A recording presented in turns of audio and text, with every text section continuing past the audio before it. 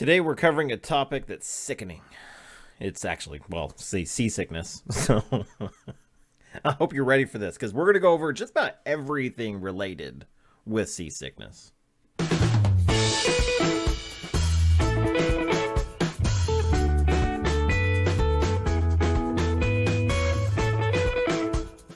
Hey there, friends. My name is Trevor, and I upload daily-ish Carnival-related content. This includes cruise news, tips, hacks, my personal vlog, loads of shorts. I've been having fun with the shorts. So if you want to stay informed what's going on in the cruising world, you're in the right place. I'm also, and this is exciting, I'm also the co-host of one of the greatest podcasts out there. It's called Carnival Cruising Podcastaways. That's right. We're one of the only Carnival-centered podcasts out there. We talk about tips, tricks, the ins and outs of Carnival cruising. We even interview some wonderful guests and the people that make these fun ships fun. So definitely check us out. The links are in the description below. Today's question of the day is, have you ever been sick on a cruise? Or, well, have you ever been sick, like motion sickness in a car or anything like that? Why don't you drop those comments down below? Let me know. I'm very interested in this. Also, if you don't get sick, why don't you pop that also, and you could brag to all the other weakling people that are saying that they do. So, this is how we make friends around here, folks. One of the biggest questions I had before my very first cruise was, am I going to get seasick? I don't typically get car sick or anything like that, so I wasn't too scared about seasickness. And I will say my first cruise, I don't recall being sick at all. It wasn't until I went on a smaller ship that I actually got seasick. Now, that was on the Carnival Sunshine, and it is a smaller ship. That is one of the things that kind of ties into some of this. But one of the questions I get the most is from new cruisers or people that's cruised in the past that's gotten seasick, and they're just like, well, how do you do it? How do you deal with it? What do I need to do? And yeah, let's kind of go over some of that. So there are a million ways to try and prevent seasickness. One thing that I would recommend is a C-band. Now, I haven't actually tried this out yet. This is going to be a test on my next cruise. I'm doing side-to-side cruises in May and June, and I'm going to be wearing a C-band. And that's a band that you put on your wrist. It's like a bracelet. And so it's supposed to prevent seasickness, or help prevent anyways. There's also medications that you can take. You can go to the doctor before the trip and actually get a patch that you can put behind your ear. I don't know if that one's actually over the counter or not. I think you have to go to the doctor for that one. I'm not entirely sure. You might check that out. Then we bring loads of like motion sickness medicines. So Dramamine, our doctor will actually prescribe us some. So that's not too bad either. So not a bad deal. But those are just ways to try to help prevent getting seasick. My biggest tip right now is if you're prone to seasickness, pick a big ship to go on. If you're sticking with Carnival, that would be the Mardi Gras or the Vista. I've actually done very well with the Dream class ships. So it was not until I've gone on the Sunshine that I got really seasick. But I've been on the Freedom and I got a little sick. So, it's kind of hit or miss for me, really. What a lot of people say is the bigger the ship, the better. The idea here is the bigger the ship, the less waves you're going to fill. Now, the other thing is picking the right cabin. Now, and I will 100% agree with this. Some people say this is a bunch of hooey-fooey, but I think there's something to this. I've been really sick when I've booked cabins that are up high and towards the front of the boat. Now, I've never really been sick in a cabin at the back of the ship, but like I said, I've been sick at the front and up high.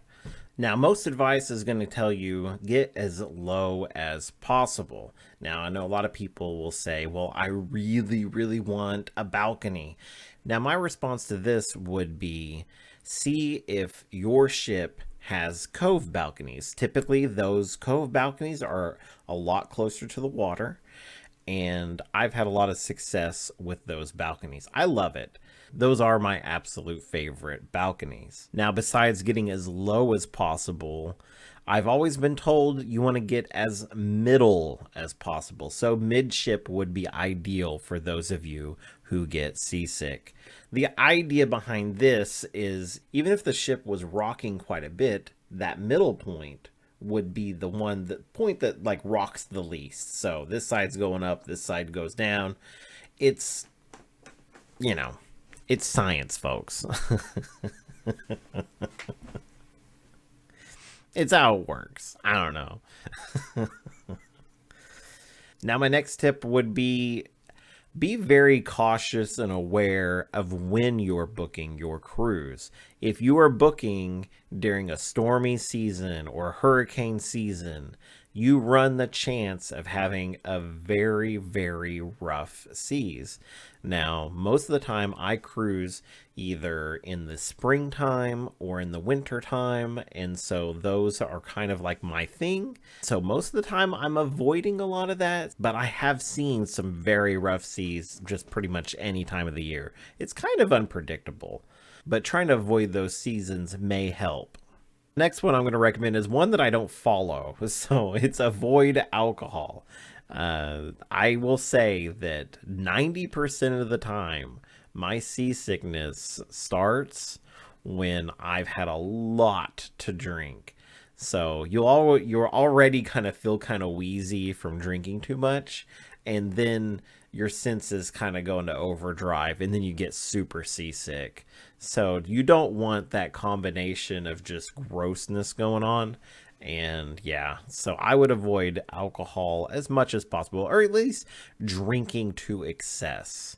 So if that may be a trigger for you, then you might avoid it. But I will say that getting seasick, sometimes you can't avoid it. It's gonna happen.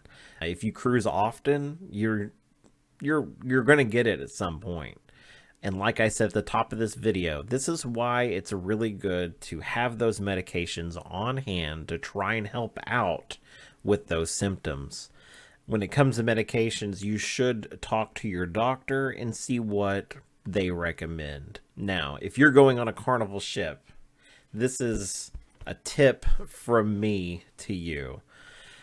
There is something about the pizza place on Carnival ships. The 24-hour pizza, which temporarily isn't 24-hour, but it closing at 3 a.m. is not that big a deal for me. But that's besides the point here. Late night pizza, something about the greasiness and all that, man, that has healing properties. You need to have a whole pizza. And I don't care. You could have just left main dining and you're feeling real wheezy. And you know what? You need to take yourself up and get a pizza. I swore by it in my last cruise, and my wife, who got sick, felt so much better when I brought her a big old greasy cheese pizza. So definitely try that out. Now, if you do get motion sickness and you're worried about going on your first cruise, don't. Try not to let it bother you. My sister, I'm so proud of her. She has been on several cruises and she gets so seasick. And she has done so much to try and prevent it. When we were growing up, she would get so sick in the car. So it's like, I think she's very susceptible to things like that, but she absolutely loves cruising, and she has been so sick on several cruises. But just know that seasickness is very, very temporary. If you treat it right away, you'll be feeling better in no time. Now, at the time of this recording, I have 96 subscribers, and that means I have 96 new best friends, because you see, when you subscribe to this channel, you become my best friend. And if you want to become BFFs forever, check out my Facebook page down below and you can follow or friend me or whatever there. But so far we have built a beautiful little community here and I absolutely love it. Now here's the bottom line for getting seasick on a cruise. You're probably not going to know. If you're a first-time cruiser, you're probably not going to know if that is going to be an issue. I would prepare for it if I were you. It's not hard to do, and I highly recommend it. Again, this is Trevor Shelby with Pier Runners. I hope you enjoyed this video, and please consider subscribing. But most importantly, know that you matter, you are significant, and you are loved. I'll see you all next time. See ya.